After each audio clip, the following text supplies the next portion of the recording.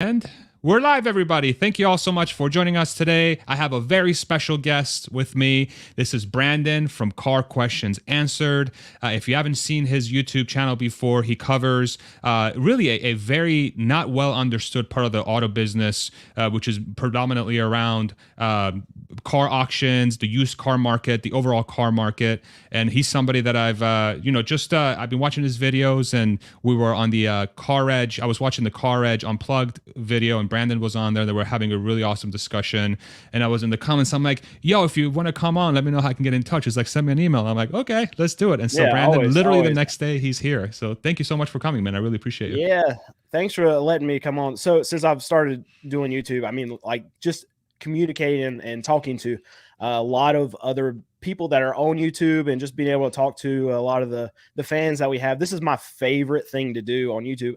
I mean, making the videos, it's hard work. This is just fun. This is what I enjoy, being able to talk to everybody and just to kind of just joke around. And this is hopefully you don't want to take it too seriously, because I do not want to take it. I don't know why you even invited me on. I don't know anything about EVs, but I can make up some stuff along the way. So that's what probably you're going to hear right now. Well, thank you so much. No, I really, what I find fascinating about your experience is that, as I've been studying the auto market broadly. So, for folks that might be watching my channel that predominantly watch yours, just to give you guys a heads up, I come from the EV side. So I worked at Tesla over 4 years. I had been invested in the name for over 10 years, and it's just something that I've really been interested in. But I've always been a car guy. I've always loved cars. I grew up playing Gran Turismo as a kid, and I'm still playing Gran Turismo to this day. I want to get a freaking Porsche 911 in my freaking garage one of these days, and hopefully drive that sucker around. I had a Mazda 6 stick for the longest time. I'd love the Saab 9.3. I've had that car before, so it's like I just love cars, one of the things that I'm really interested in is the transition that seems to be happening in the auto market right now, as there's more and more EVs coming in. But what's really fascinating about your experience and what you do is that you're so well plugged into the auto market. You see everything, and your channel does such a great job of covering not just market dynamics, but what's happening in the from a used car perspective and at car auctions. You have a really good pulse on the car market. So maybe tell us a little bit about your background, what got you onto YouTube, and just anything that maybe the audience can learn about you and what you do. Yeah, so I've been dealing cars now for 11, probably going on close to 12 years. Not sure exactly. Me and my wife tried to pin it down, and we really couldn't. But it's probably right around the 12-year mark I've been dealing cars. I started buying and selling with my grandfather. He had a car lot, and he let me go to auctions with him. I saved up a little bit of money, started buying cars and selling them, flipping them. And I was going to college at the time and dropped out just because I fell in love with the auction atmosphere and being able to just instantly turn money just by buying cars and selling them. And just going throughout the years, building my business up, lots of team members along the way. We've moved lots one time and gone to a bigger location. And now we got to a place where we've kind of enjoyed the growth that we've had, but we don't really want to grow very much more as far as our car lot's concerned. So wanted to find something new, and I wanted to be able to help people in another way. So I had a buddy that I play a lot of disc golf with, and we were talking about the car market one day, and he was like, "You know what? We need to put this on a podcast. People need to hear this kind of stuff." So he got me kind of hooked on to YouTube, and I put a couple videos on there, and it just kind of exploded out of nowhere. And we've been, I think, very fortunate the time period that we started doing our videos to where people were actually wanting to know this information. And the car market's been just absolutely ridiculous in the last 2-3 years. So, and people are just so tired of what dealers have done, what manufacturers have done. And I know you follow Tesla, and one big selling point for Tesla is you don't have to deal with all the BS going through these dealers. You just go straight to the manufacturer, and you don't have to worry about any kind of fees. You know exactly what you're getting, what you're paying for. And I will say that I'm not the biggest EV fanboy. I'm not against it. I think that's where we're going. But just to tie it all into your channel and what a lot of stuff that you cover is people are just they're frustrated with the way the system is. And I feel like my job on YouTube is to educate people, to help them not get ripped off by mechanics, not get ripped off by car dealers, not to make bad decisions. And I want to be able to provide the most honest information that I can. And I'm a used car dealer. So typically what comes along with that is people are not going to believe what you say, because that's just what a car dealer is. They lie to you. They try to get all your money. But I'm trying to be on YouTube to show you the back end. And one thing that I have made it very clear and very important to me is that, yes, I am a used car dealer, but I'm not going to try to sell you my cars. I have made it a point that we are not going to give out our dealership. We're not going to put our website on there for our dealership, because I don't want to be able to, I don't want to give you this information on YouTube and you feel like I'm trying to sell you something. So, in that way, not giving out our information, you literally can't buy a car from me from YouTube. So that way you can be able to have this honest information and take it as me being a car dealer trying to give you advice and not trying to sell you something. So that's the biggest thing for our YouTube channel is I'm trying to help people navigate the car market however I can, either by showing them behind the scenes auction videos, showing them what dealers are actually paying for cars, or showing them trends of what I'm seeing at auction, and just letting them know when you can buy and when you should wait. So that's the whole premise of our channel. That's awesome, man. No, I really appreciate that. It really shines through the fact that you don't like. That's one thing I noticed is that when I was sort of like watching your videos, I'm like, I know he's a used car dealer, but he doesn't really have any way for me to buy his cars. And I'm like, okay, so he's legit, so that's one of the things I saw. So props to you. It's noticed. I think that's why your channel has been doing so well. So Brandon has been on YouTube for about 8 months, and I mean, you're getting well over 100,000 views on average, it looks like, on your videos. So I think people are really resonating with your content because it's honest and it's good. So I really want to give you props for doing that. I think one of the first questions I have for you is so you said you started about 8 months. The car market was insane, and I think all of us agree it just made absolutely no sense. What are some of the biggest trends you've seen in the last few months, and where is your best guess for where we're going for the rest of the year? Do you have any thoughts? Yeah, so we back in the fall, back in the winter of last year, we started this downtrend on wholesale prices. We started this downtrend on used vehicle prices. And then that got interrupted by something that happens every year, and it happened this year too. And it's tax time. It's when people get their tax refunds back and they rush to buy cars. People use this a lot of times as a savings account, and they wait to get their money, and then they'll spend it on something big like a TV or like a car.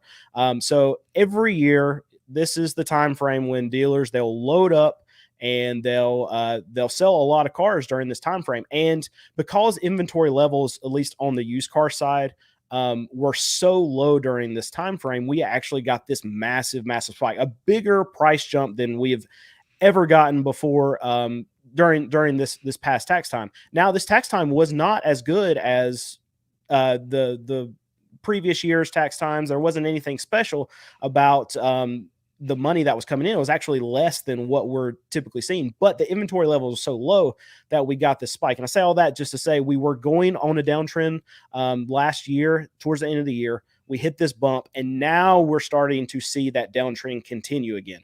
And it's just an element of dealers getting overexposed from tax time, and now the demand's all dried up. There's no more free money coming up. Interest rates are high. We all know this. Demand is getting pushed down, and the Fed's doing a good job of it. So what we're going to start seeing, there's not going to be any crash. I know there's a lot of YouTube channels out there calling for crash or whatever, crash headlines. I know that We're seeing it all over YouTube that the car market's going to crash. It's not going to crash. There's not enough inventory for it to crash. But what I do expect to happen is just a continuous downtrend, just all the way through the end of this year. So if you wait till next month to buy, you'll have better prices than this month. If you wait a month after that, you'll have better prices than you would the previous month. So I just think towards the end of this year, you're going to see the best pricing of the year.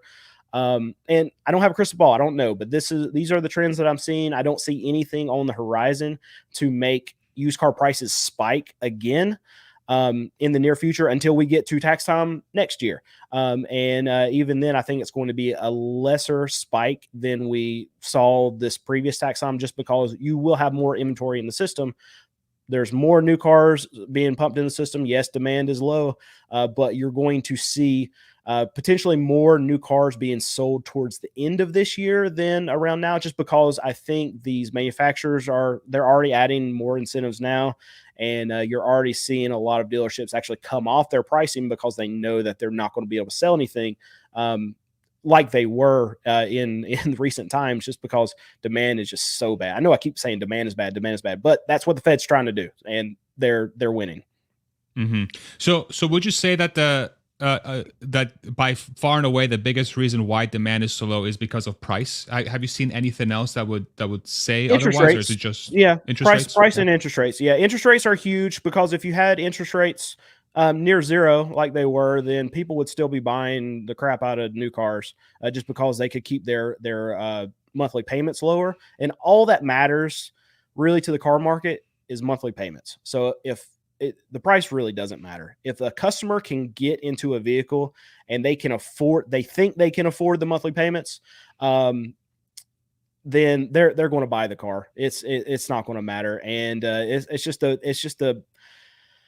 really just a lie that the American public believes in, that if you can afford the monthly payment and you still have a little bit of money left over, or you're just breaking even, then you can afford it, when you really can't. But that's how the Americans think. So.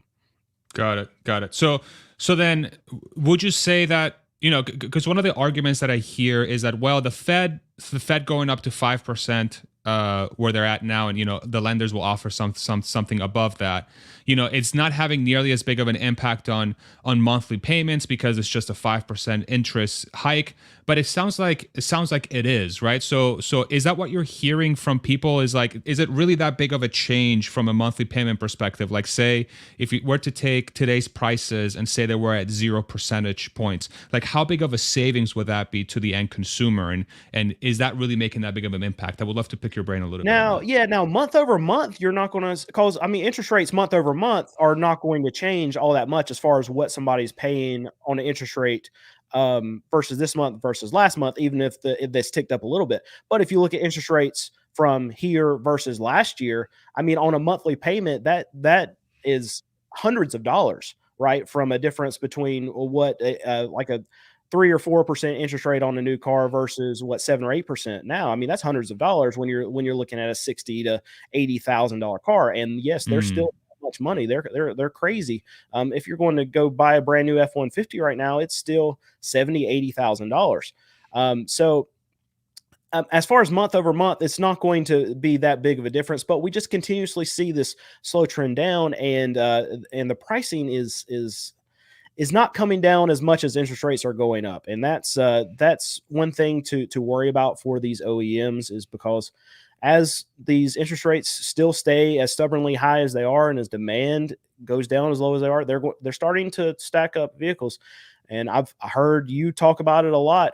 Channel stuffing is a real thing. And I think a lot of these American brands, while they're still showing, Ford had a good quarter last quarter, and a lot of it's due to fleet, and a lot of it's due to them actually getting vehicles out to their dealerships. But if you go to a Ford dealership, I don't care where you are in the country, even in Texas right now, I'm seeing a lot of other YouTube channels pop up where they're going to these Ford dealerships in Texas.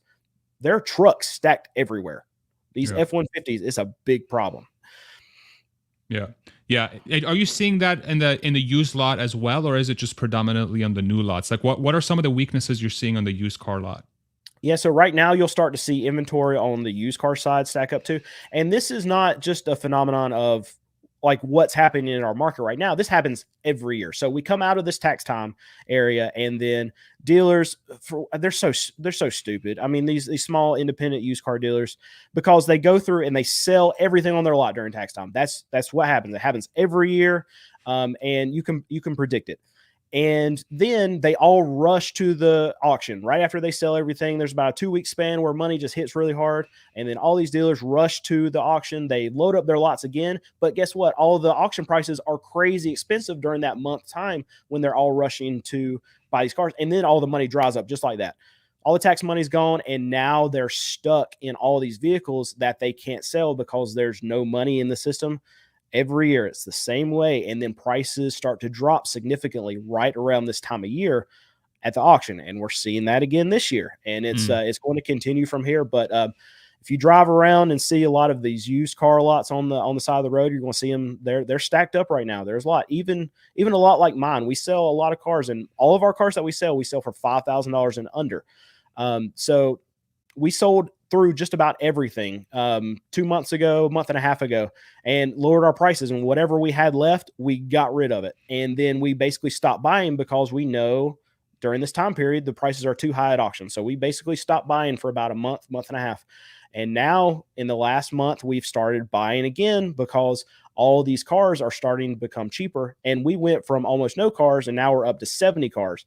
And we are selling way less cars now than we were pre-tax time, even though our prices are way cheaper and the quality of our cars is actually better right now than it was pre-tax time. So people just don't have money.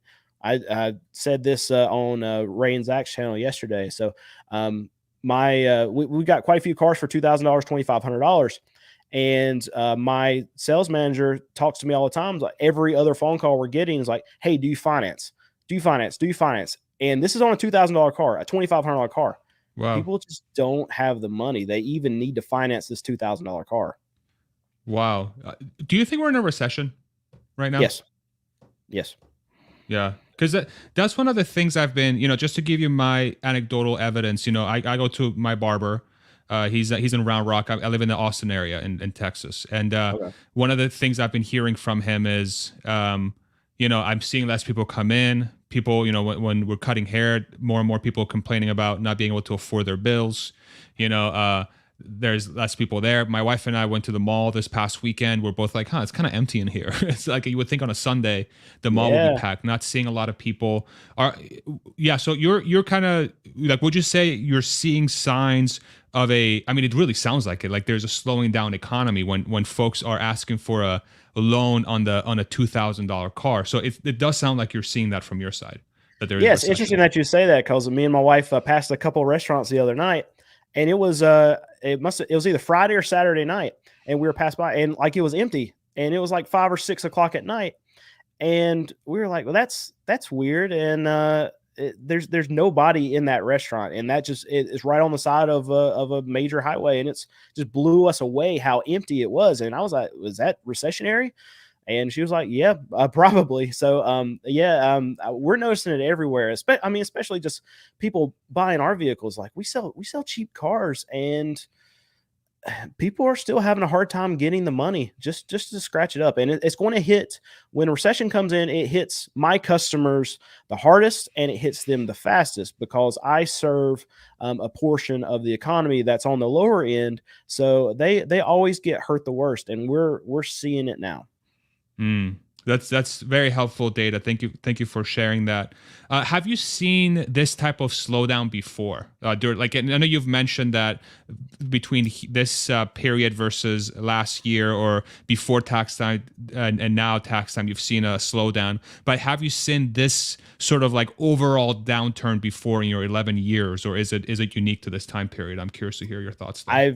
I've never seen it this slow before, and this hard to be able to actually sell cars. Now, I'm curious to know, like in hindsight, you'll never know, but I would be curious to know, like if like COVID never happened, but we did, because I've never been a car dealer during a recession. Like the last recession that we had, the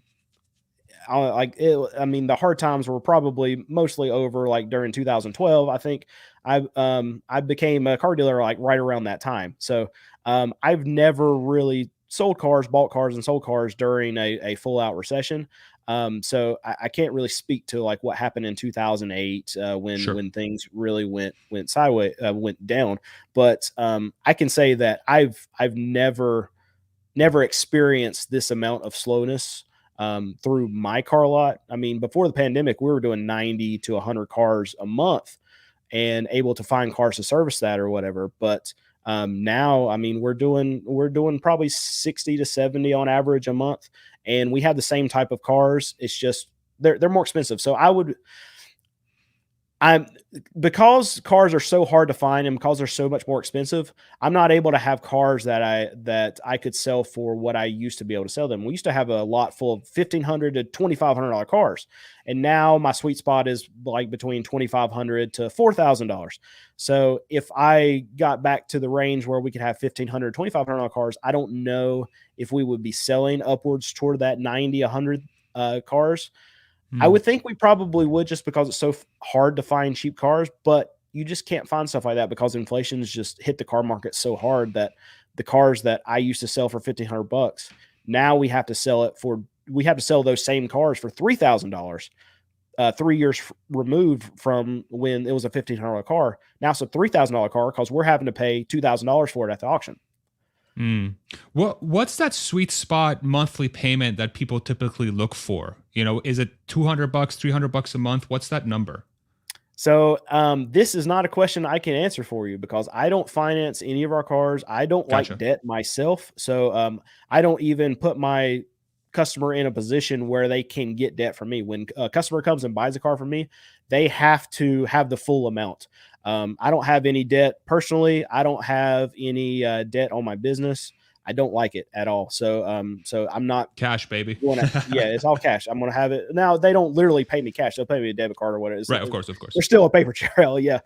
So don't get me wrong there, Yeah. but yeah, I don't want to put my customer in a position where they actually have to take out debt to be able to buy a vehicle. So I don't know the sweet spot for a car payment. I haven't had one in oh I don't know. The last time I had a car payment might have been over like 15 years ago. It's been a long That's time. awesome. Yeah. That's awesome. So how do you think we get out of this? Because I mirror so much of your sentiment. So when I look at the data, like I don't go to lots nearly as much as I probably should, honestly, as I'm studying the market. But I rely on videos like yours and others to really get a good understanding.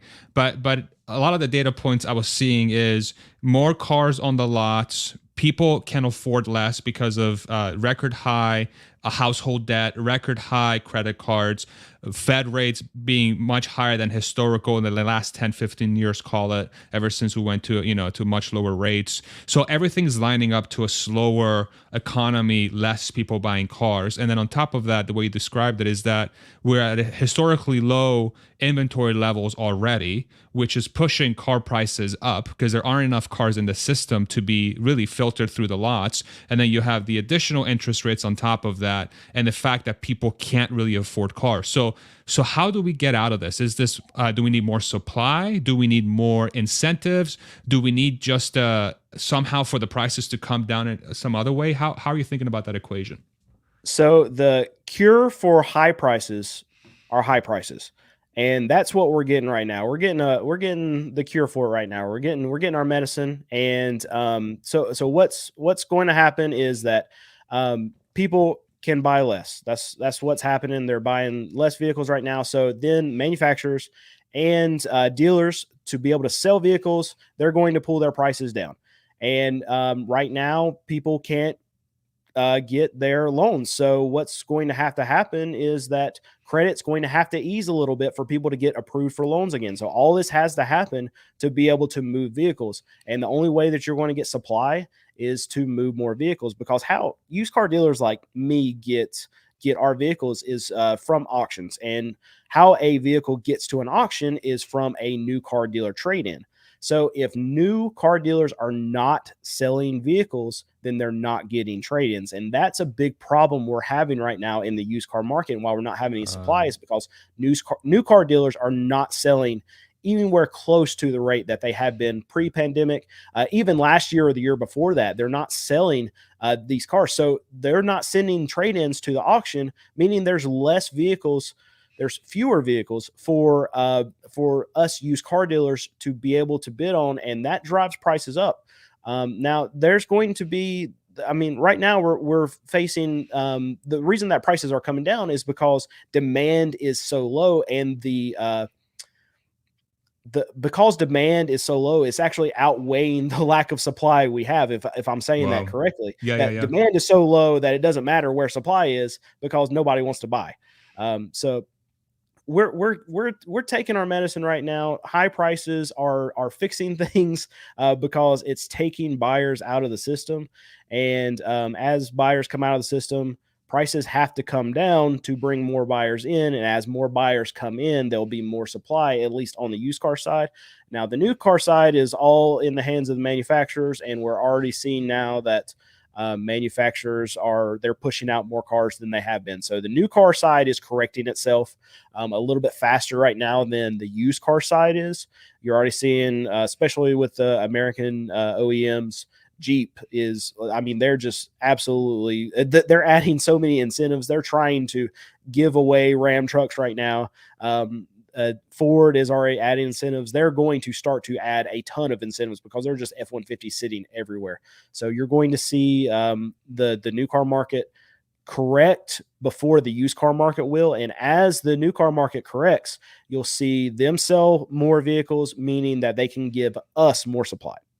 Got it. So that's extremely helpful. Thank you for explaining that. So just to recap it for my brain here. So you not seeing as many cars at the car auction is a direct correlation to less trade-ins at new dealer lots, which means that there's less sales. So like the car auction business is heavily dependent on what new car dealers are doing with their inventory.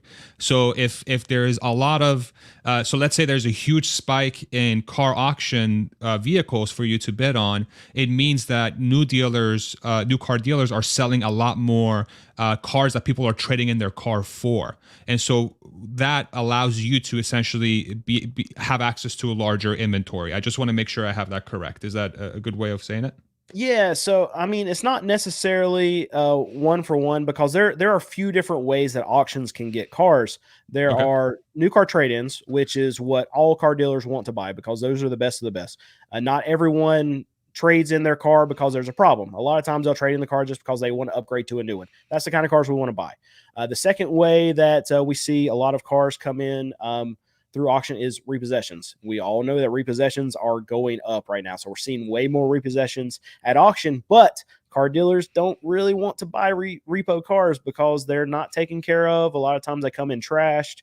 And people who don't make their payments on their cars and know that they're going to get them repossessed, they don't take care of them. And also, they don't have the money to be able to take care of them. So you're not getting oil changes. You're not getting problems that need to be addressed on these vehicles addressed because they just don't have they just don't have the money to do it. You're going to get lease returns sometimes at auctions. You're going to get independent dealers. We're seeing a lot more independent dealers actually send cars to auction, and that is going to show some of the health of the used car market, because if independent dealers are dumping a lot of their cars, that means that their floor plans are coming up and they've got to make some cash pretty quickly. So we're starting to see a lot more independent cars go through these auctions. I've covered that a little bit on my channel, but that's something that I like to pay attention to because you can tell the health of the used car market a lot by what independent dealers are trying to get rid of and how often they're trying to dump these cars at auctions just to turn some quick cash. And I forgot the original question that you asked me, so hopefully I covered it. No, it's all good. No, you actually helped answer. So the question was, when you're seeing more cars at the auction, it means that there's some sort of correlation or direct correlation to new dealers selling more cars and getting more Yeah. trade-ins. But you just explained it's actually multiple variables that Yeah. can So, cause that. but when we Yeah. go to auctions as a used car dealer, when these auctions, we can see who's selling these cars. So when I see a car being ran by Wells Fargo, I know that's a repo. But when I see a car being offered by Bob's Toyota, whatever it is, I know that that's a trade-in because they're not going to have any repos, anything like that.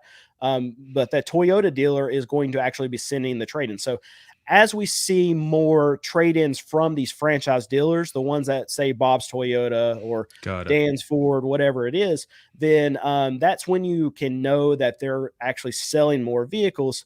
And they're going to be the more trade-ins that they send to auction, the more vehicles they're going to be selling. The fewer trade-ins that they send to auction, the fewer new vehicles they're selling. It's just that's a direct correlation. So yeah. Got it. That's super helpful. Have you seen a spike in repos? Like, is Wells Fargo showing up at the auction a lot? Yeah, we're seeing a lot more repos. I mean, you can see it in a lot of the data that's actually publicly released that there's a lot more defaults. And a lot of these banks that are in the auto lending industry, there's a lot of them that are getting out of it because they know what's coming. It's bad. And what you're seeing is just, I mean, these defaults are rising, and these banks are even working with these customers to try to not take back these cars because these banks don't want the cars back because they're so far underwater from where they bought a year and a half ago.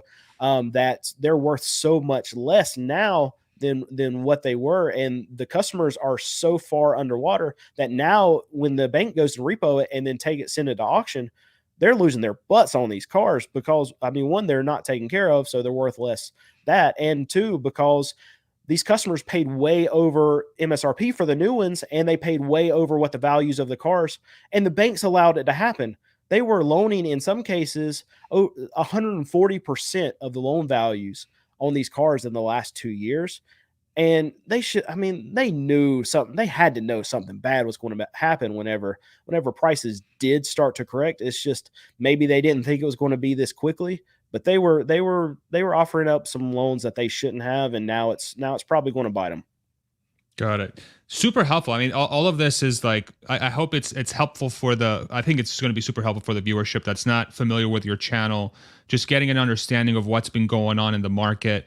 I think for me, the biggest takeaway is that there's some obvious softness that exists in the auto market. And a lot of that is, if the Fed wouldn't have come out and increased the interest rates, my guess is that people would continue to be buying cars at some level, right? I think people need to tap out at some point, but I think the accelerated almost slowdown, I think is mostly Fed related, but I think there are other factors going on as well. I don't know if you have any additional thoughts on that train. It's price, it's interest rates, it's Yeah. monthly payments, and I think that's all that matters. Yeah. On the topic of electric vehicles, and one of the things I really want to pick your brain on is, as I'm thinking about the softness in the auto market, I'm wondering how much of an impact the latest moves from Tesla and their price decreases may have had. So do you think there is any correlation between and I don't know how familiar you are, and I believe you're pretty familiar with this, but Tesla lowered their prices pretty massively at the beginning of the year. An electric vehicle manufacturer, the Model Y is the best-selling car in the world, and I think the best-selling non-pickup truck in the U.S. But it's still a pretty expensive car. I mean, it starts at 50 grand or 46 grand without incentives for the Model Y, and the Model 3 is cheaper. But do you think that has had any impact on the overall auto market? I'd love to pick your brain on that a little bit. My gut reaction is no, but I think it's going to have a big weight on other OEMs that are also producing EVs. So, I mean, Ford's a good example. Like, they have the Mach-E, right? So when you see the Tesla, that the prices are very comparable to each other, and Ford is even trying to lower their prices to match up with Tesla. I mean, if you're seeing two vehicles like that are similar in price, and it's an EV, and there's a company that's been doing it for years and years and years, and now Ford, it seems like, just got into it, you're going with the Tesla. So I think really where the Tesla price drops are really going to just I mean, really cut the throats of these other OEMs that are trying to get into this electric vehicle space. And I mean, that's my opinion. I'm not an expert on the EV space at all. Honestly, I don't know why you even asked me to come on this channel. But that's my opinion on it. And really, I don't have an EV. I can tell you that I've driven one EV in my life, and it was a 2012 Nissan Leaf, and it had a range of 8 miles.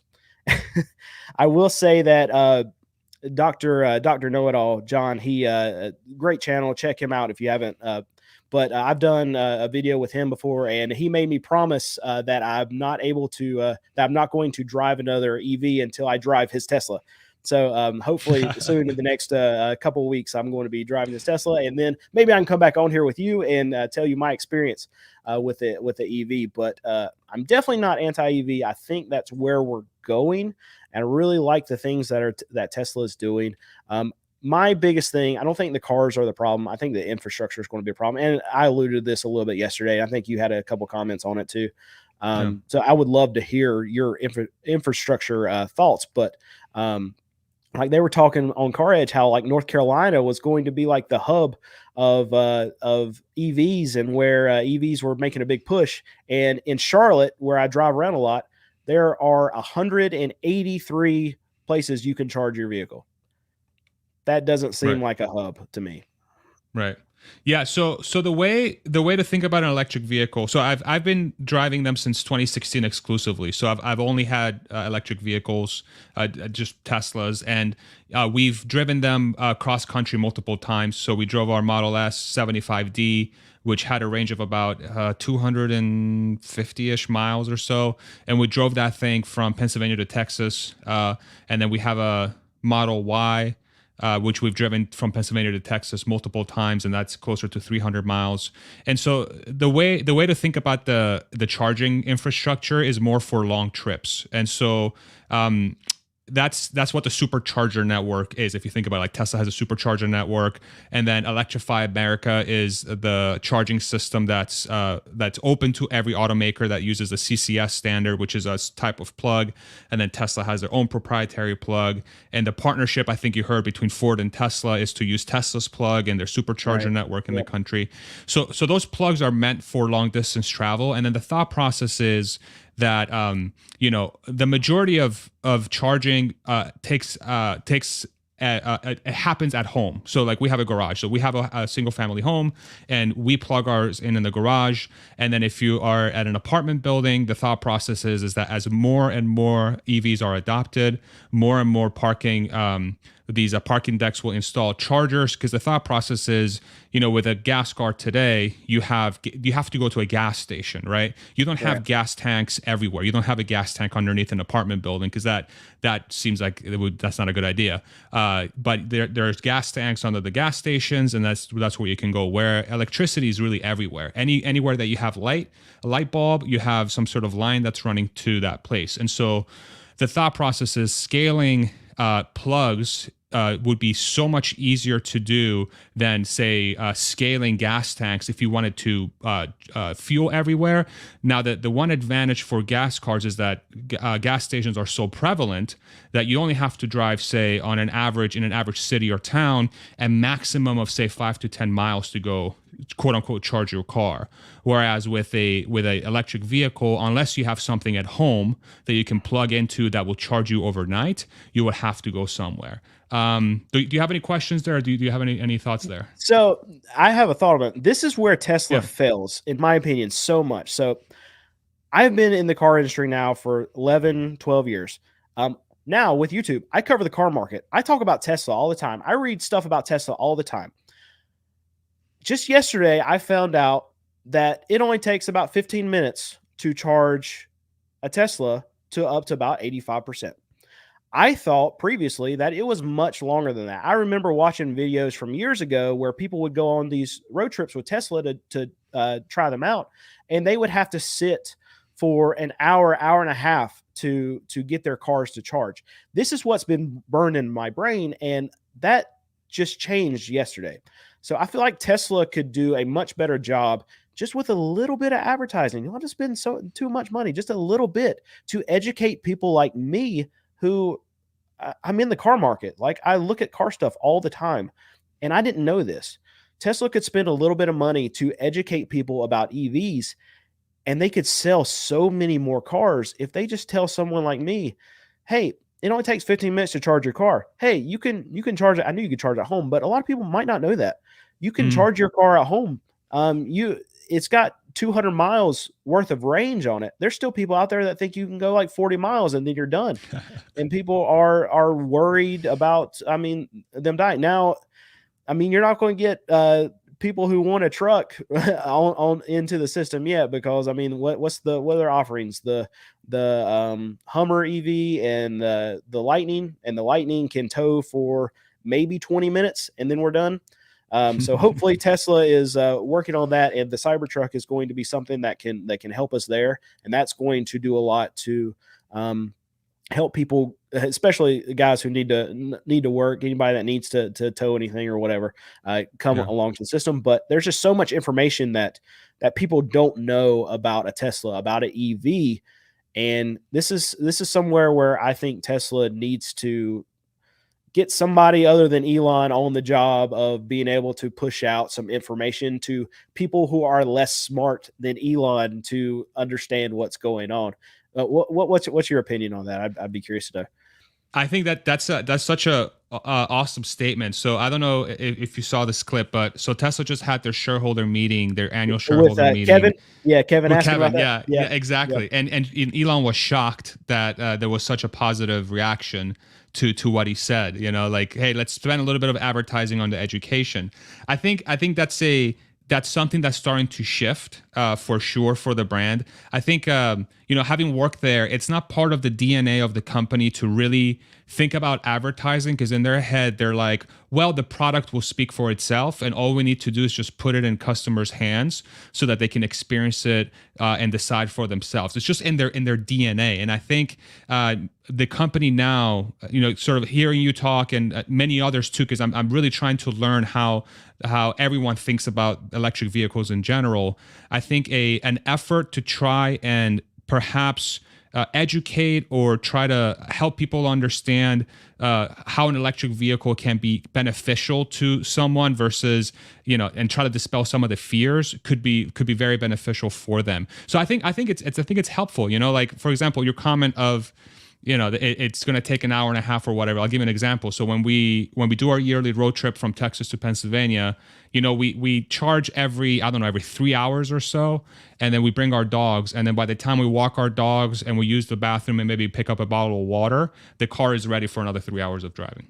So it's like right. 20, And 30 I mean, minutes. I can get on. Yeah. My question has always been, okay, well, what if you want to drive somewhere far away? Like there are days that I've been to 2 different auctions and I'm driving 200 miles, but if I knew like a EV, especially like a Tesla, it only took 15 minutes, then that objection like falls by the wayside at that point, because I mean, it's going to take me 10 minutes to fill up my truck. So it's literally the same thing. It's more about just knowing where the charging station is and being able to find it too, because I mean, there are parts of this country where there's nothing there. Like there's a lot of towns that have a gas station, they have a Family Dollar, and like that's it. Like so I think infrastructure, especially reaching that part of America, is going to be much tougher and many, many, many years away. But it's probably going to be something along the self-fulfilling prophecies that as more of these EVs are pushed in the system, there's going to be less oil that needs to be drilled for. So it's going to make it less profitable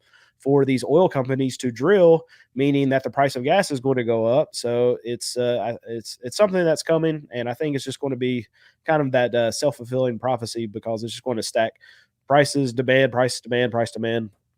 It just keeps on going. Yeah. Do you hear anything about EVs from your customers? Does that ever come up as a discussion? My customers buy $5,000 and under cars, so there's not a used Tesla out there that you could buy for $5,000.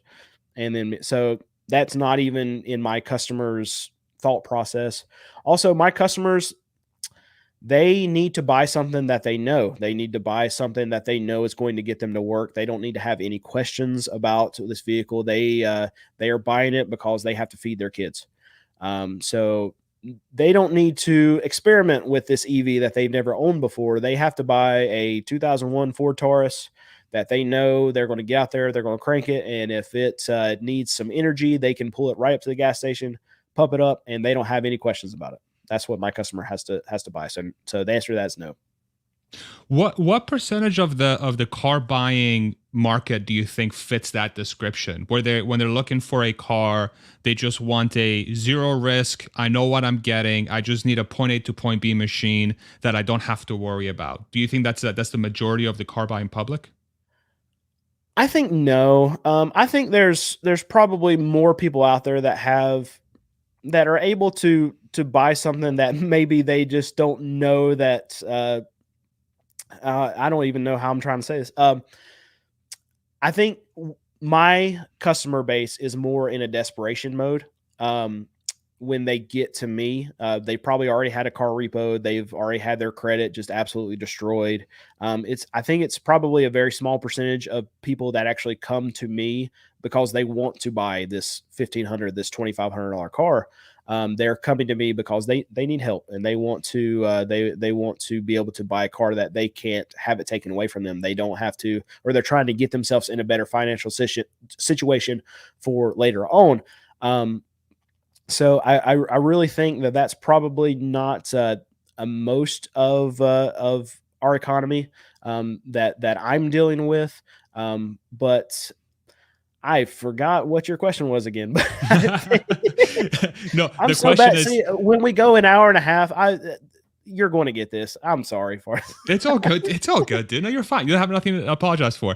So the question was, do you think most of the EV, do you think most of the buying public that buys cars fits the description of I want to get exactly something that is zero risk, point A to point B. I don't got to worry about it. I just want something that I know what I'm getting, right? So I'm not going to tip my toes into Yeah, EVs yeah, yeah. or this or that. Yeah. So I think in general, most people want to just they want what they're comfortable with. I think that Mm-hmm. whether you're talking about a car or anything else, people gravitate towards what they know.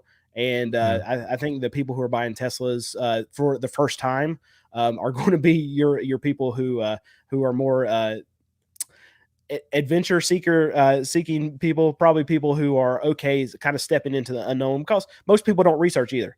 Like you, before getting into Tesla, I'm assuming that you would know everything about a Tesla before you would buy it, and most Oh, people sure. are not like that.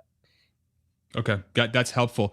What do you think needs to happen? So I don't know how much we have to fast forward, but let's say the clientele that you partner with, so your customer base, Mhm. what would an electric vehicle have to be like for your customers to seriously consider buying one? So There would what are have those to be variables? there would have to be a big enough sample size to see that okay, this Tesla has 150,000 miles, and now we're seeing Teslas that have 250,000 miles, and you don't have to put another battery in them, or you don't have some crazy repair that's got to come up. Because a lot of times when my customers come in, even a customer, my higher end customer that's buying a $5,000 car off my lot, they still need the car to last. They don't have very much money after that $5,000. So they need to know that they're not going to have a $2,500 expense that's just going to be normal. And I would assume a replacing of a battery in an EV is kind of a normal maintenance thing after a certain amount of miles. I could be wrong on that. I don't know. So maybe you can tell me about that right now. Yeah, it actually isn't. So the Okay. battery, yeah, at least I mean I'm gonna speak for Tesla. So See, that's the thing too. replace, Tesla could tell me yeah, about that. I don't know. right. Right. No, that those are great points. Yeah. So with a Tesla, you're not really expected to change the battery. They have I believe the latest warranty they have is 8 year unlimited mile. But there is Wow. Okay. Teslas out there with close to 1 million miles on their batteries. When I used to work there, I mean, I think that should be out of my NDA by now. We never really saw like the battery part that we shipped out of our facilities to replace was like it barely moved, which told me that it's like, hey, there aren't batteries failing left and right. When you have a fleet of say 2-3 million Teslas, yeah, you'll have the one-off car that's going to need a battery change, but it's like no, I'm willing to bet a battery change happens way less often than an entire engine rebuild in a new car, or you have to swap out the engine. I think those happen a lot less frequently. So the usual maintenance stuff will. I mean, if I use my cars as an example, windshield wipers, windshield wiper fluid, um, the cabin air filter, tires, alignment. That's it. Yeah, Yeah. and I mean that's great. I mean, if people most people knew this, you would see more EV sales going through. And this is an obvious thing for you to talk about, but like my customers don't know this. Like if you could have a vehicle out there like a Tesla that you don't have to take into service. I know you don't have to get an oil change. I know you don't have to do a regular maintenance like you're going to have to do on a internal combustion engine. I mean, this is a huge selling point for a lot of these EVs, and I think if the knowledge is just out there, and if Tesla is actually promoting this, they're going to see a just a massive like increase to their sales if they just take some time, spend some money, and actually educate people on what's going on with their vehicles. Because I mean, what I've seen in older EVs that actually are in our price range, it's like a Nissan Leaf. I mean, you're getting the batteries are already dead at this point, and you're getting 8 miles worth of charge, and no one's Mm. going to, especially where I am, where you have to drive everywhere to get to everything. Um, and that's what's burned into some people's like just their brains as far as EVs. They connect this, and you really have to crush that as a marketing tool for Tesla to be able to convert people from the safety of gas to be able to actually charge. Yeah. What do you think? So if you kind of look, if you think back to sort of how you those things that you weren't sure about, or maybe the people that you talk to, the people that that talk about EVs, like what do you think caused that say lack of knowledge? Is it Tesla just not coming out and saying this is what it is, and then folks intuitively saying, well, you probably need to replace the battery, or was there something else that, like, I'm just curious to hear how you arrived to these conclusions with EVs, just out of curiosity. I really think people just don't look this stuff up. I mean, it's easy. Mm. Like even me. I mean, I'm not doing research on EVs. I'm not because it's just not it's not part of my everyday life. My business revolves around these cheaper end cars, so I don't need to know anything about EVs.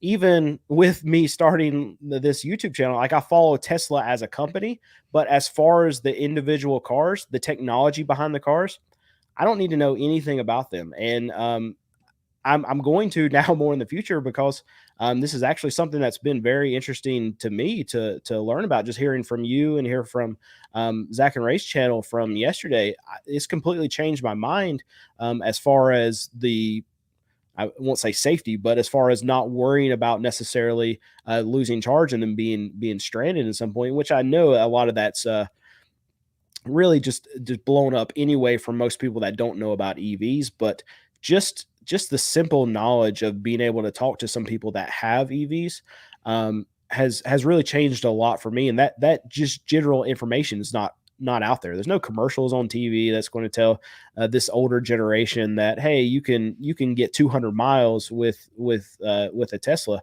That information is not just easily out there because they don't advertise it. Hmm. So, like, if I were to role play something, let's say the company comes out for the freaking Super Bowl and they have this like 1 minute ad, just like squashing like the top three things, like, 200 miles, you don't got to replace the battery, you ain't gonna run out of charge, whatever. You barely have to like repair or maintain the company. Do you think something like that would do well? Yeah, but they don't even have to do that. I mean, Tesla, I mean, Elon Musk owns Twitter. Just start there. Yeah, I mean, it's Sure. it's easy, free advertising for Tesla to run ads all over Twitter, just throwing out knowledge. I mean, even something simple as like YouTube ads saying, "Hey, did you know that a Tesla can go for 200 miles without a charge?" That's the commercial. That's it. I mean, it would take almost no money. I think even when Kevin went up, he said something like Netflix spends hardly no money on compared to their market cap on advertising, and you see their ads everywhere. And Tesla could easily do the same thing. Yeah. No, that's fascinating. The one comment you made is that you think over time we're likely going to go EV. Um, how long do you think that's going to take? And yeah, so let's start there. Like, is this like a 10-year thing, a 50-year thing? How are you thinking about this? I think it's probably a lot longer than a lot of people think. Just because, like I said earlier, the cars I think are the easy thing. It's the infrastructure. Because even if you can charge at home every night, people are still going to need to have those charging stations they can get to quickly before they feel comfortable to actually buy a Tesla, to buy a EV, especially in these more rural areas. And that's a large majority of the population. That's where they live. So that's going to be a long road to get them to adapt to that. I think it's going to more depend on something that has nothing to do with EVs, and that's the price of gas. So as more EVs get adopted, if it just becomes to where these oil producers are it's costing them so much money, and the price of gas has to go up so high, just the actual price of gas might actually push people into EVs that didn't want to go into EVs because they can't afford to pay gas anymore. Sure. That's a fascinating point. I didn't give you a time frame. I don't know a time frame. It's going to be longer than whatever everybody thinks. Yeah. And then I'm curious because you are a used car dealer. So the one thing that Tesla's doing that other automakers, I know like Ford's trying to do, and their dealers are super pissed at them for doing this, but it's going direct. So a direct to sales model where the new car dealers basically doesn't exist, and the manufacturer deals directly with the customer. What do you think about that model as a used car dealer? Ford wants to do this, but they're not going to be able to because they can't get around the dealers. There's so many laws that are set up in all of these states to protect these dealers from this happening. So it's making a lot of these dealers very upset that they're even entertaining this idea. And there's a lot of dealers that don't want to put in these chargers and spend this money when Ford is trying to go direct to customer and basically compete directly with their dealers. Ultimately, I don't think it's going to happen because Ford needs these dealers to take these vehicles. Even if they try to branch it out with the EV segment to just go that D2C, I still think they're not going to be able to do it, and it's not going to be anytime soon unless some of these laws come down. And I can tell you that there are a lot of members in Congress that get some money from these dealers, so I don't think that's going to happen anytime soon. That lobbying group, isn't it one of the largest lobbying groups in America, the dealership lobby, right? Yep. Yeah. Yep. I heard a stat from Corey Steuben from Monroe Live. I think he said so. They're up in Michigan, and so if you look at all the millionaires in Michigan, the largest percentage of profession for those millionaires is a car dealer. So they own a car dealership. Yeah. There's a lot of money. There's a lot of money in that system. So that's a lot of lobbying dollars that the manufacturers really can't go against. So based on that knowledge, do you think that Tesla would have to have a dealership network at some point, or do you think the direct to sales model can exist with them, or is it going to be some automakers that are going to do it, or how do you think about that equation long term? That's two questions. I think Tesla would be ridiculous to go to the dealership model. They're winning right now. They're doing it the right way. They've got to get some cheaper 4-door cars out there and more adaption on the EV front, and they're just going to blow everyone out of the water, I think. But as far as other OEMs going to direct to consumer, just the same argument from earlier, just like Ford, all these other ones, they're all padding the lawmakers' pockets, and they're so protected. And even if Ford has some kind of lawsuit against one of their dealers because they're doing some crazy markup or whatever, they're not going to win because the dealers are so protected by a lot of these laws. One thing I want to talk about from earlier, you're talking about Ford and Tesla kind of competing, and Tesla dropping their prices and then Ford trying to drop prices to make it comparable. So I've been to lots of dealerships, Ford dealerships, and seen lots of these Mach-E's. I've not seen a Mach-E without a dealer adjustment on it. So it doesn't matter how low Ford wants to cut the MSRPs on these Mach-E's. If the dealerships don't get on board with dropping prices, it's not going to matter because Ford could drop the Mach-E price 50%, but then you have these dealerships, they're just going to throw a market adjustment on it of an added $35,000, and it completely negates whatever Ford wants to do by dropping the MSRPs. And that's what we're seeing everywhere. I've yet to see a Ford Lightning without a market adjustment. And those things, as far as what I'm reading and people who actually own them, they're garbage. And really, yeah. And they're still adding market adjustments on every single one of them. So it doesn't matter what Ford wants to do. It only matters what the dealerships will do. Interesting. What do you think is causing the dealers to add such a huge markup to those cars specifically? Is it demand, or is it they don't want to sell them because of the lack of the maintenance? Like how do you think about that equation? No, they want to sell every vehicle they get. The Okay. problem was in the last 2.5 years, the last 3 years, there was such a supply shortage of all of these new vehicles that they were able to charge these market adjustments. And I can go ahead and tell you, these new dealers, if they can charge it and they can get it, and there's a customer that'll pay it, they're going to charge it. So they just came out of this time period, and now people are kind of saying no, they can't afford it. They're not going to be able to do it. So that's why you're seeing now a lot of these market adjustments come off. But still, the rare vehicles that are out there, the Ford Lightning, well, I guess Ford Lightning is not really rare anymore, but because you can find them everywhere, but they still have market adjustments on them. The Mach-E's were scarce for one time. These Ford Broncos, the bigger ones. If you're looking at a lot of the Toyotas, like RAV4s, you can't find a RAV4, but if you find one, you're probably going to pay a market adjustment. But it's just a scarcity of these vehicles. And when you have that, there's more demand for it. And when there's more demand for it, these dealers can charge more money. Interesting. So what goes through my mind is that if you know, I think you mentioned this at the beginning of the video that one of the reasons why you're doing what you're doing is to bring transparency into the car buying process. You really want to be transparent about what's going on in the market, because car dealers, I have yet to meet one person in my life that was like, wow, I love going to the car dealer to buy a new car. I've never, I don't know if you ever heard that. I've never personally heard that. So it sounds like, we've all been very used to and conditioned with the idea for the however long the car dealership network has existed in the United States, decades, that this is just how it is. You go, you haggle, you're probably going to get ripped off, and you just take it and you try to do better next time, and you try to love a car and not have buyer's remorse like the next day, right? Like that's the car buying equation for a lot of new car buyers, I feel like.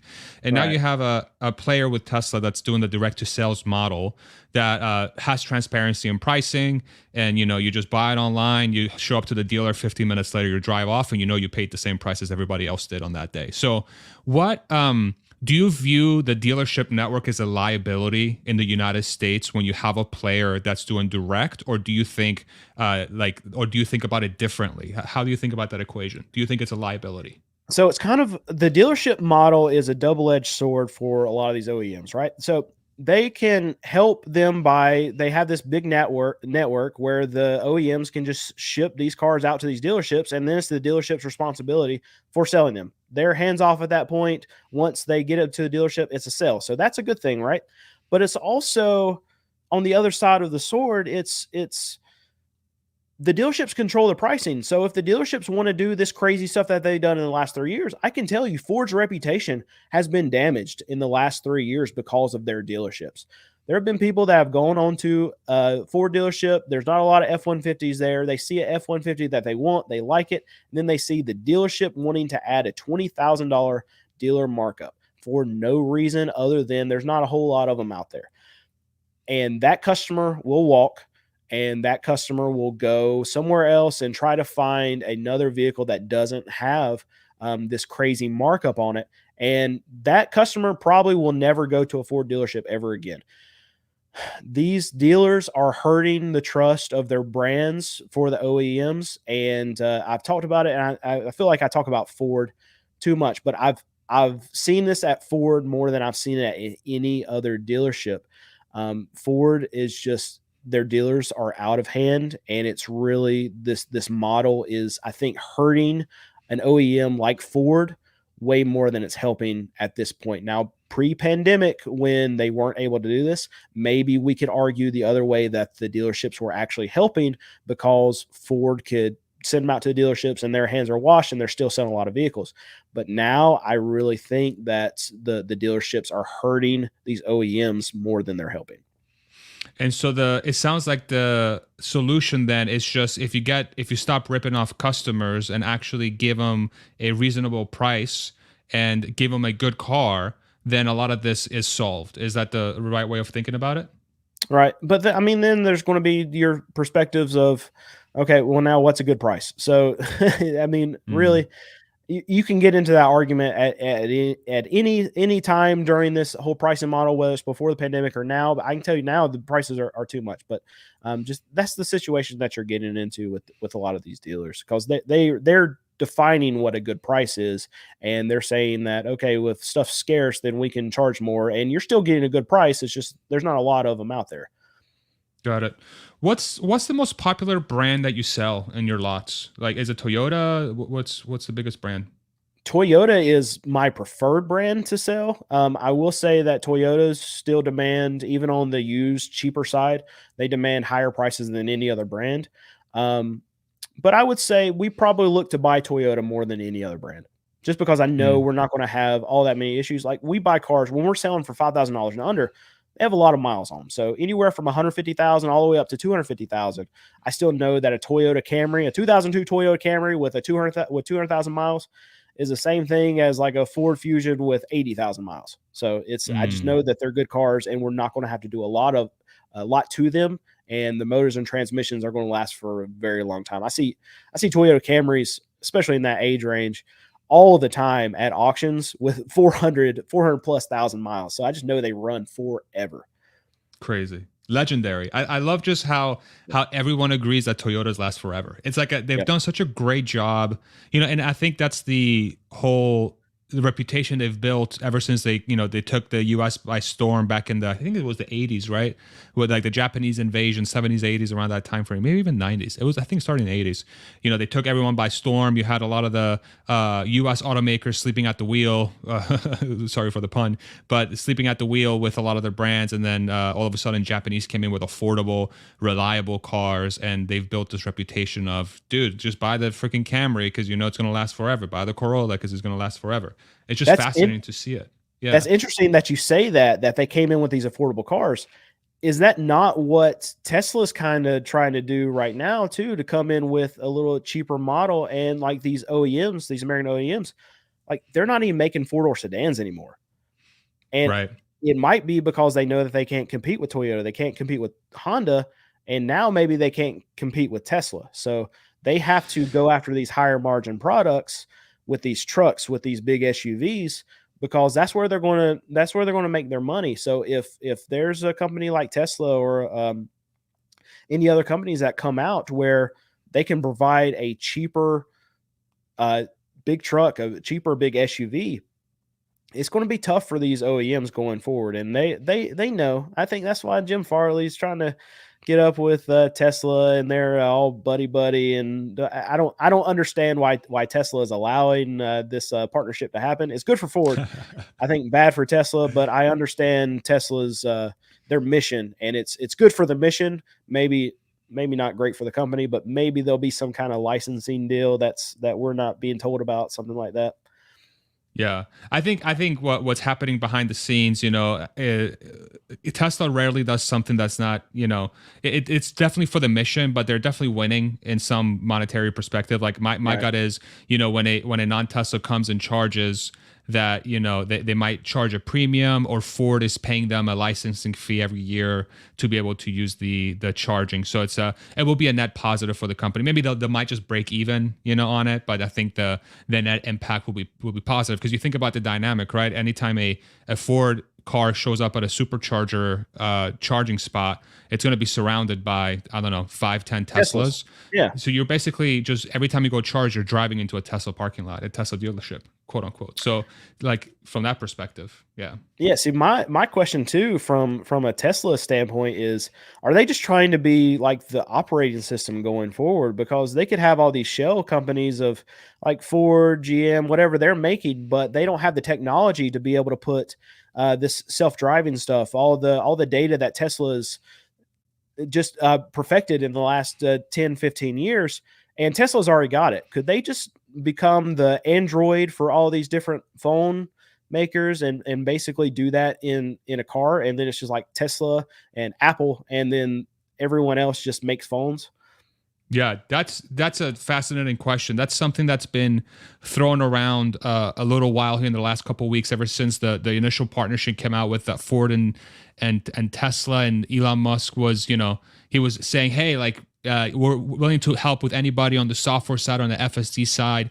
I think over time that will happen. I think over time Tesla will be quite involved in the, say, outsourcing of technology in some respects, because I do believe they're much farther ahead than literally every other legacy automaker. I don't know about the new upstarts in China. I think that they're pretty competitive, but GM, Ford, and all these other players, VW, BMW, Mercedes, all these guys, Tesla has advantages that they don't have, and it's multiple years ahead, sometimes even a decade ahead. And it would benefit Tesla in outsourcing their technology, because it fulfills the mission, which is advance the world to sustainable transportation. And then they're also winning from the standpoint that all they're doing is they're just selling something that they never sold before, and they're making money on something they weren't making money on before, which is, the full self-driving computer. As an example, right now it costs them, say, $2,000 per car to include that hardware, regardless if someone's going to buy the software or not. Whereas it can be like, okay, Ford, you want to take on the full self-driving suite? Great, we'll sell it to you for $5,000, and all of a sudden now they're making money on something they're not necessarily making money on right now. So I fully expect this to happen over time. It'll probably take a few years, probably a decade or so, but it's one of the competitive advantages. When you're so ahead in a myriad of things when it comes to EVs, that's the kind of opportunities that unlock. And I wonder how much of the Ford Tesla partnership is sort of a opening the door, like a floodgate of sorts, of this to happen later in the future. Right. So my Yeah. other question would be, so you talked about maybe the China competitors. So if we have some kind of really like seriously affordable um, small car come over from China, from one of these OEMs from China, what do you think that does to Tesla's market share if they try to kind of rush the market, especially in a time period like this when everything's so inflated? If we do have one of those cars come over here and say it's $20,000. Yeah, I don't know if they that's a can great. even get it that cheap, but Yeah, that's a great question. So there are two variables there. One, will the U.S. allow China to sell cars in the U.S.? Because there's a lot of the relationship is a little bit unstable right now between the two countries. But I would expect China to penetrate U.S. at some point with right, their vehicles, because they're doing so in Europe already, and they're laying out the groundwork to come to the States. I think my personal opinion is that I think that hurts OEMs more than, or legacy OEMs more than Tesla, because Tesla, I think, will offer a unique product in relation to the cheaper Chinese vehicles, where they'll both be EVs. The Chinese vehicle might be 25,000, but I from all the research I've done, it's still quite clear that Tesla has an advantage from a technology perspective. They have an advantage from a driving dynamic perspective, from a reliability perspective, and so they'll have a market. And the sort of analogy I use is that's probably going to mirror something similar to what we have in the phone market, sort of using your Android analogy. You'll have an Apple Samsung situation where Apple has the minority share in the global market when it comes to number of phones in relation to Android, but they have 95% of the profits. So the Chinese automakers will probably try to flood the market with affordable EVs, but they'll make maybe 1 or 2% margin on those things, maybe break even. And then Tesla will sell, say, equal or less amount of the Chinese vehicles, but they're making freaking 90 to 95% of the profits, right. 20, 30, 40% margins. That's See, how I and see it play out. yeah, and I could see like Tesla, even if there is this sub division or whatever of EV cars that breaks out, like Tesla could just be the Toyota of the EVs at that point, where that's what everybody wants, and it's just the more reliable of all of the other cars, and even maybe even the one that's just sought after more than the others. And then you have, I don't want to mention any other brands, but a cheaper version of the Chinese models that would come in, and people who just want a cheaper car, they would go to that. But people who are actually doing their research and wanting the more reliable, the better version of the EV car, maybe it's just the Tesla, the Toyota now of the EV space. Yeah, that's what I expect to happen. We'll see. We'll see if that actually comes to fruition. But that's where my gut is saying. That's what the research that I've been doing is kind of slowly starting to point towards. But we'll see. We'll see where we go. About 50 minutes of Q&A. What do you think? Should we do it? As long as you want, Yeah. man. You got me forever.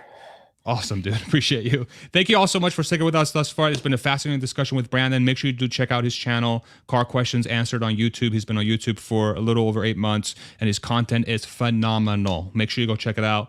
Great insights into the auto business, the auto market, the car auction market, used car market, and it's just been such a pleasure speaking with you, Brandon. I'd love to have you back at some point. And I think we're doing at some point. I know Car Edge Unplugged. I don't know if you saw the email thread, but they want us all on a multicast where we can all sit down and chat. So I think that might be fun. I'm good with that. I don't know why I was invited to that either. So they just want somebody who doesn't know anything about EV. So they want to have someone, whoever's hosting it wants somebody else to be able to ask questions, because the host already knows all the stuff about EVs. So they need the idiot to come in and then say, you know what, I don't know that you even have to plug in an EV. Is it not solar powered?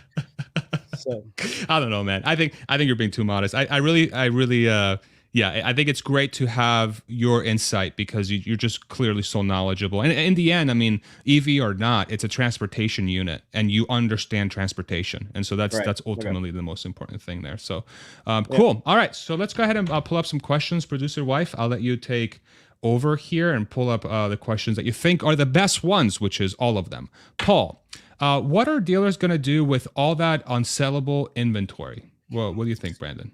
So what has to happen? So we still see right now, I'm going right back to Ford. So we've been to dealerships in the last few weeks. There's still 2022 brand new Escapes on these Ford dealerships. So what has to happen is the prices literally just have to get to a point where somebody will buy it. So they just have to lower price. And eventually they'll sell it, or they'll get somebody locked into it. They'll add enough incentives. They'll add special interest rates for particular models. And that's the only way that they're going to be able to do it. So there's not necessarily anything that's going to happen to this. Like, they don't just throw it out into a field and don't sell it. The dealerships, they're on the hook for these cars. They have to move them. They have to sell them in some capacity. Now, they can send the ones that sit there for 90 plus days. I mean, in the case of these 2022s, they've been there for years, and they've probably moved between multiple dealerships, and there's been multiple dealerships that haven't been able to sell them. But what'll happen too is that if these dealerships will actually hold cars for over 90 days, sometimes they'll send them to auction, and they'll dump them to another dealer, and then that dealer will have to try to sell them. But every time these dealerships take a car to auction, they're not going to get what they paid for it. So they're going to lose money every time, but sometimes it's better for these dealerships to, or at least in their minds, they think, to roll inventory and keep inventory just moving around and taking losses where they do, and then making it up on the next one, than actually keeping these cars on their lots for months and months at a time.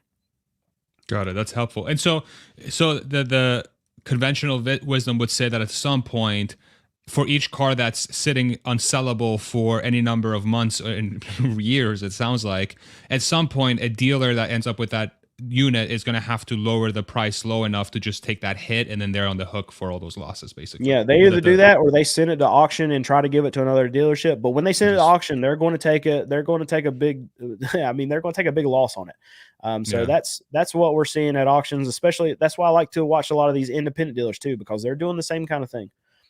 Gotcha. That's helpful. Awesome. Thank you, Paul. Let's do the next question. And I always try to time them, and I'm always so bad with timing them. And there we go. Kevin, question. Is there a service that tracks number of car sales by price? Do you know of any service like that?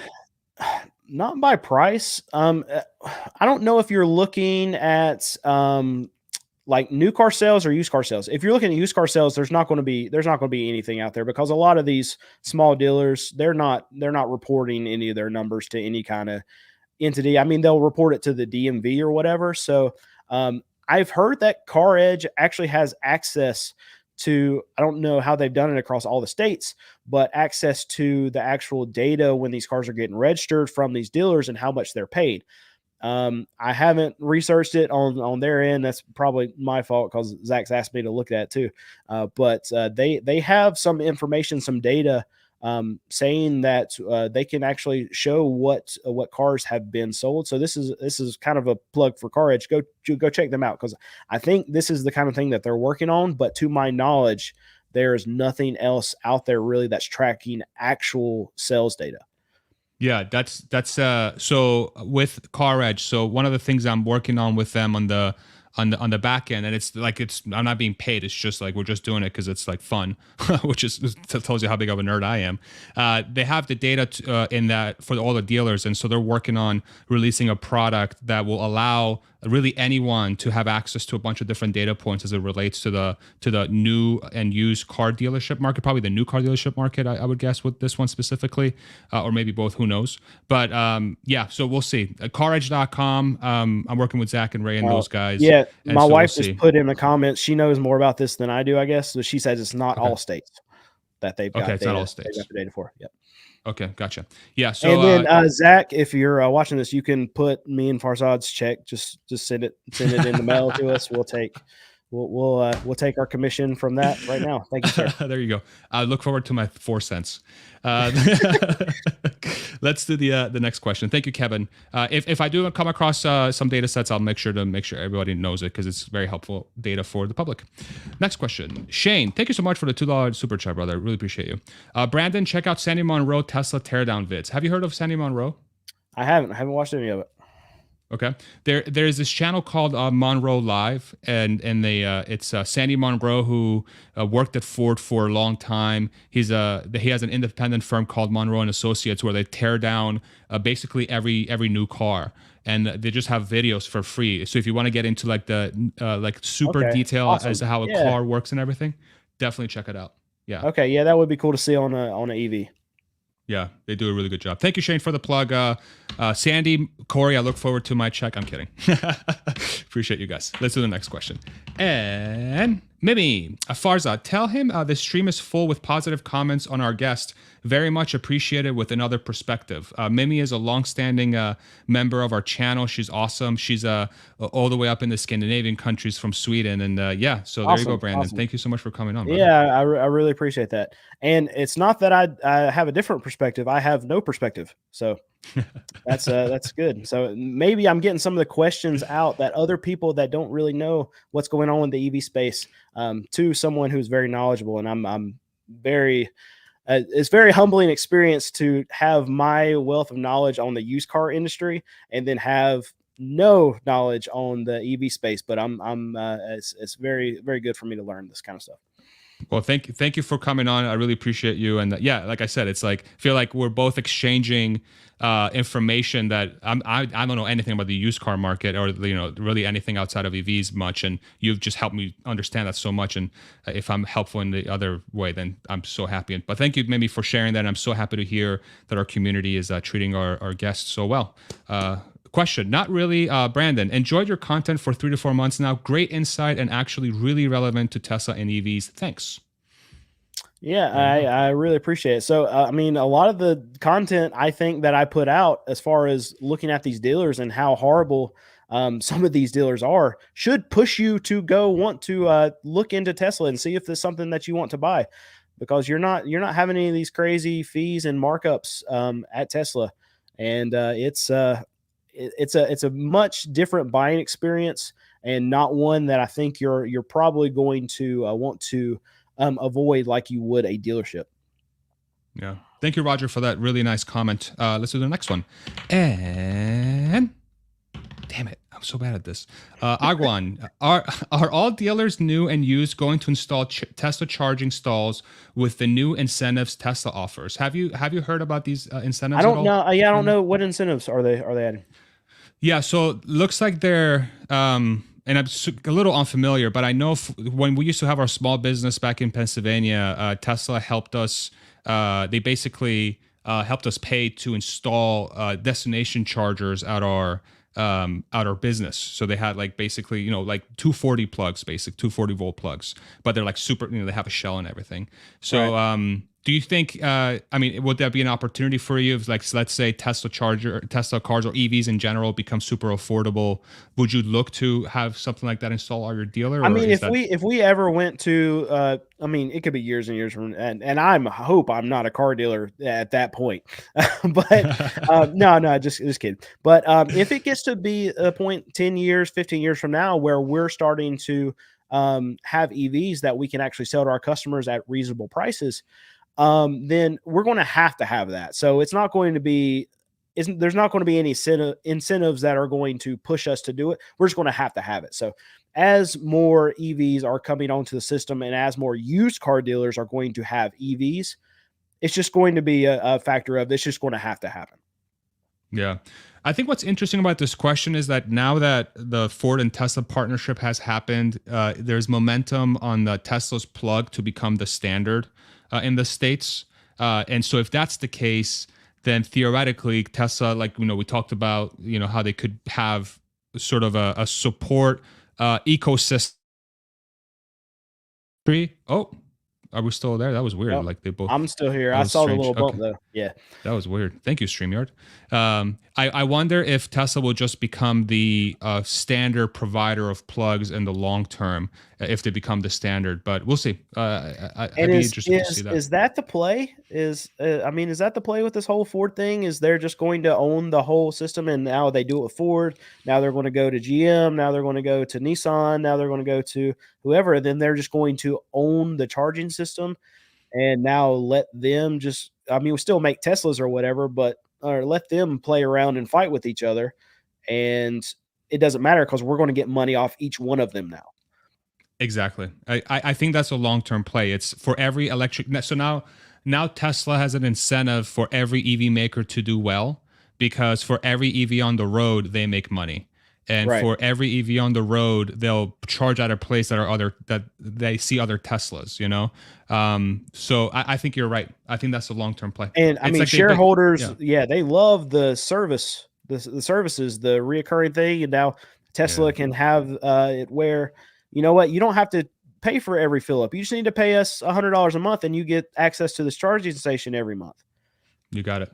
You got it. Yeah, They basically become their own gas station chain. It's like their own ExxonMobil. Plus, they right. build the cars. It's a fascinating play. Yeah, I think you called it. I think That that's might probably be their long that term that play. might be it. That might be it. Elon's smarter than us, so he's got it. Oh yeah. Yeah. All right, let's do a few more.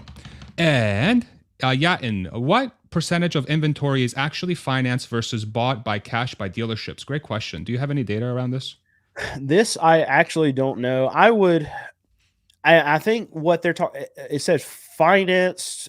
I don't know if they're talking about consumers or dealerships. Because what a lot of people don't know is that used Mm, car dealers, most of them don't actually own their vehicles, or they don't pay cash for their vehicles. They actually go into debt for these vehicles. They have something called a floor plan, so they borrow money to actually go to the auction to be able to buy these cars. Dealers are broke for the most part. I would guess at least 60%, and that might be a low number of dealers that go.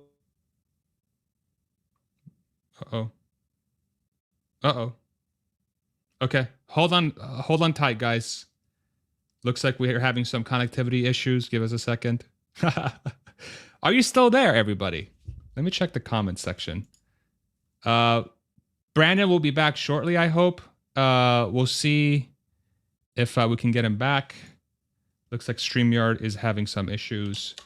Hold tight, please. I wish we had some like Jeopardy music or something. Do confirm that you can see me. Can you see me?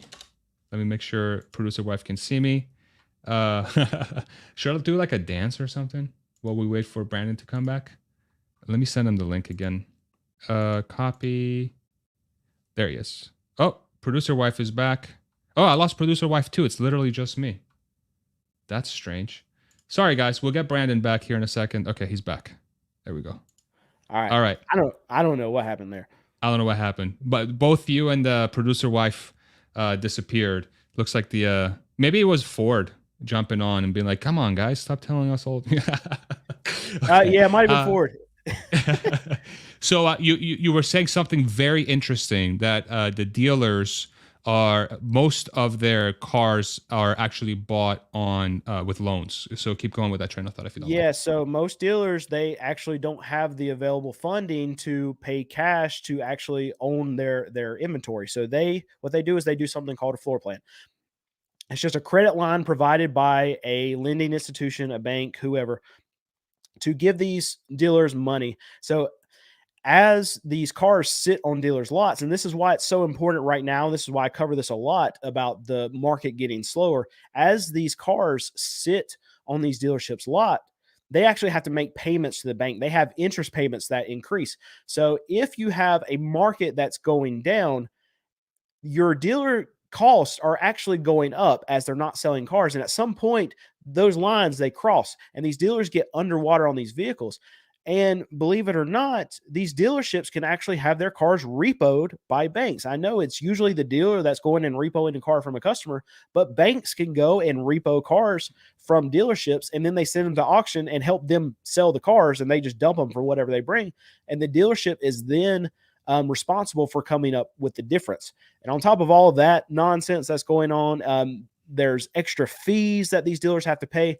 So this is a big reason why dealers are so predatory when they're trying to sell you vehicles, is because they might have one sitting on their lot that they have an interest payment coming up on, and they need to get rid of it. So they're going to try to push you into this vehicle because they have to turn it. They have to get rid of this vehicle to get it off their books so they don't have to pay extra money on it in an upcoming payment. So really, they're not losing their butt on it when they have this 90-day interest payment coming off. And a lot of these loans that these dealers are taking, a lot of these floor plans, they're very predatory too. There are very high interest rates. There are lots of high fees. They are short-term loans. They are 60-day loans. They are 90-day loans. And this is how a lot of dealerships get burnt. And they're going to go under in this type of environment, because as sales go down, their costs continuously go up. So if they paid way too much for a car, at some point they can't lower it, but so much, because they owe that amount of money. So if they lower it to what they owe on the vehicle and they still can't sell it, they can't lower it any further than that, because if they do, they get into a red area where they have to come up with a difference. And keep in mind, they borrowed all this money, so they don't have any cash to begin with. Dealers, for the most part, are broke. And if something bad happens to their dealership, if something happens where they can't sell cars, they will go under, because they can't afford these vehicles to begin with, and they definitely can't afford the difference because they have no money. Wow. So what, I mean, gut feel, like what percentage of dealerships out there do you think are in this sort of precarious situation where there's a legitimate chance they're going to have to close their doors, who knows, in the next few months, few weeks? Like how big of a deal is this? It depends how bad the market gets. So if we just continue on this downtrend, if we continue to have higher interest rates, if we continue to have just people not being able to buy cars the way that they're not buying cars right now, it's going to get real bad. So I would guess the percentage, I said it a little earlier, I don't know if I cut off before I said it, but I would guess probably 60% of car Okay. dealers probably are on a floor plan, and I might be low on that number. That's my guess. Um, so if sales just stop, if sales get cut off, if we go into a massive recession or whatever, there's going to be tons of dealers that go under. It happened in 2008, and there were tons of dealers that went under. And it's going to happen fast whenever it happens, because these loans are so short dated. They're 60 days, they're 90 days. So these dealers, whenever these banks see that these dealers start getting in trouble and they owe this money, and the money that they owe starts really ramping up, then they're going to go and snatch all of these cars, and they're going to cut their credit lines. And if a dealer can't buy a vehicle because they have no credit, they might as well not be in business, because the only way they can make money is by selling cars. And the only way they can sell a car is by having a car that they buy from an auction. So if they don't, if they're not able to buy any vehicles, they might as well close their doors. So I do think that's coming for a lot of dealers, especially the ones that are over leveraged right now. And we'll see what happens. I'm not calling for some all out crash for used car dealers. But I am, the ones that are over leveraged and the ones that have not been wise with their money over the last few years, they're heading for some hurt. Wow. Yeah, that's going to be something I'm going to be tracking very closely here. I do hope, come the next, say, like during the summer months, we see an uptick in sales. Maybe hopefully we see an uptick in people being able to afford cars, or we'll see prices come down so that folks are able to take advantage of, they're able to purchase a vehicle. Otherwise, I mean, if 60% plus dealers have most of their inventory on floor plan, and these are short dated loans, I mean, this sounds like a recipe for disaster if Yep. sales don't pick up. If sales Yeah, don't and pick up. it can be. Yeah. And the way that you know that this is a recipe for disaster, or that you know that it could be a big disaster, just look at the banks. They're pulling auto lending right now. A lot of banks are actually stepping out of the floor planning space. I know the car dealership guy has Yeah. put up a couple updates where there are big banks that are pulling all of their credit lines for independent dealers, and that's I mean, these banks, they're researching what's going on. They know what's about to happen, and for them to pull credit lines, they're saying bad news is about to happen. It's going down. Yeah. Damn. Well, should we leave the stream on a positive note? Can you tell us about what you're going to be doing here in about 30 minutes? Yeah, so it's actually less than 30 minutes out. In 23 minutes, me and my wife are going to be doing our own live stream. Come ask us some questions. We take as many questions as we can, and then after that, we'll be doing a members live chat. So if you haven't joined our channel, just go to our main page and hit join, and you'll be able to get into some of those member live chats. But we're also doing a public one, and we're doing that at 6 o'clock. So come join us, and ask us some questions. We'll answer as many as we can and as honestly as we can. So.